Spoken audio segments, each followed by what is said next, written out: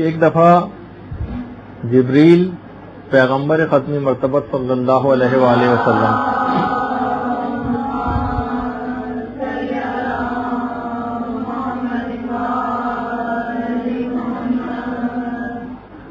پیغمبر اسلام کی خدمت میں آ کر کہتے ہیں کہ یا رسول اللہ، لوگ 6 باتوں کی وجہ سے ایک دوسرے پر بہت فخر کرتے ہیں. 6 باتوں کی وجہ سے. ایک تو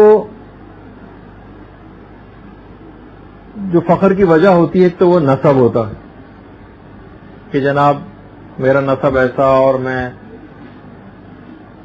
اس طرح کا اور اس طرح کا. دوسرا جس پہ لوگ فخر کرتے ہیں وہ ہے مال و دولت. اس پہ لوگ بہت فخر کرتے ہیں. تیسری چیز ہے فخر کرنے کی قوت. کوئی جسمانی اعتبار سے، تعلقات کے اعتبار سے، عہدوں کے اعتبار سے بہت قوی ہو تو وہ فخر کرتا ہے. کچھ لوگ اپنے ملک اور سلطنت کے اوپر فخر کرتے ہیں. جی. 5ویں چیز، لوگ اپنی خوبصورتی پر بہت فخر کرتے ہیں. اور 7ویں چیز، 6ٹھی چیز، لوگ اپنی فصاحت و بلاغت اور زبان دانی کے اوپر بہت فخر کرتے ہیں. یا رسول اللہ، آپ کہہ دیجئے کہ جو لوگ بھی اپنے نسب پہ فخر کرتے ہیں ان سے کہہ دیجئے کہ اذا نفخ فی الصور فلا انساب بینہم. جس وقت قیامت میں سور پھونکی جائے گی تو تمام نسب ختم ہو جائیں گے. یعنی اگر کسی کے دماغ میں اس طرح کا کوئی تکبر آ رہا ہے تو میدان قیامت اور قیامت کے سور پھونکے جانے کو یاد کرے، جس دن کوئی نسب فائدہ نہ دے گا اور تمام انصاب ختم ہو جائیں گے. اگر کسی کو اپنی دولت پہ بڑا فخر ہے تو وہ ایسا دن ہوگا یومن لا ینفع، یعنی جس دن کوئی نفع نہ دے گی چیز، نہ مال کوئی فائدہ دے گا نہ اولاد کوئی فائدہ دے گی. تو اگر کسی کے دماغ میں مال و دولت یا اولاد کا کوئی فخر ہے تو وہ بات یاد رکھ لے کہ اس دن کوئی چیز نفع دینے والی نہیں. ہاں، مگر وہ لوگ کہ جنہوں نے مال کو حلال طریقے سے حاصل کیا اور پروردگار کی راہ میں اس کو خرچ کیا، صرف ان کو فائدہ ملے گا. جو لوگ اپنی قوت و طاقت کے اوپر بڑا فخر کرتے تو ان کو بھی رسول کہہ دیجئے، جو قرآن کی آیت بھی ہے کہ علیہا ملائکۃ، وہ ایسے ملائکہ وہاں پر موجود ہوں گے جو انتہائی طاقتور ہوں گے اور وہ ذرہ برابر بھی پروردگار کی نافرمانی نہ کرتے ہوں گے. تو ان کو دماغ میں رکھے انسان کہ ایسے ملائکہ وہاں پر موجود ہوں گے جو انتہائی طاقتور ہوں گے.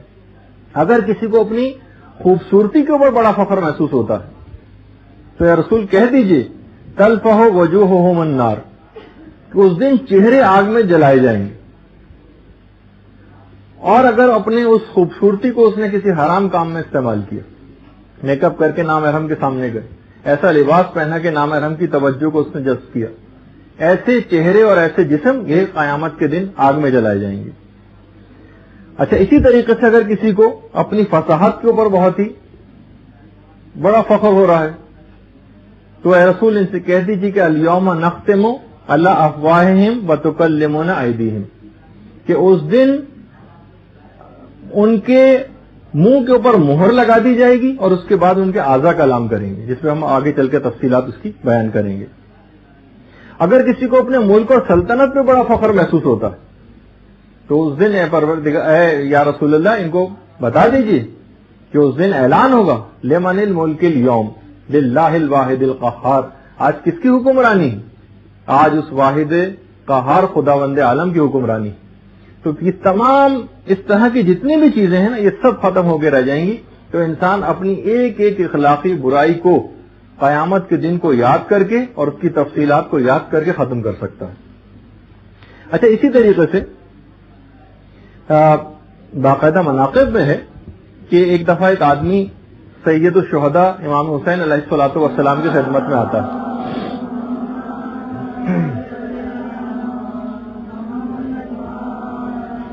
دیکھتا ہے کہ مولا بے انتہا رو رہے ہیں، بہت رو رہے ہیں، گریہ فرما رہے ہیں. تو آ کے کہتا ہے کہ مولا آپ کا دل بے انتہا نرم ہے، آپ اتنا زیادہ گریہ کر رہے ہیں.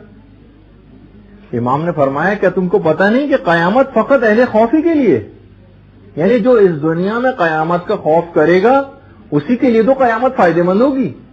جو اس دنیا میں بے خوف ہو جائے گا قیامت سے اس کو تو نقصان ہی نقصان ہے قیامت میں. تو جو دنیا میں بہت زیادہ روئے اور خوف کرے اور گریہ کرے اسی کے لیے اصل میں قیامت ہے.